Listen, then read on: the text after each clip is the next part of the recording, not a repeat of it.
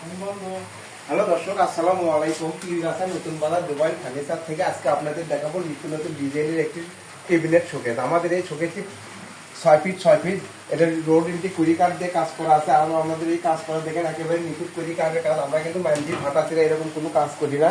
এই যে পাল্লাগুলো দেখতেছেন এগুলো আমাদের হাতের নকশা, হাতের কাজ করা। এই যে কপি কালারের গ্লাস দিয়েছি, এই গ্লাস কিন্তু 5 mm।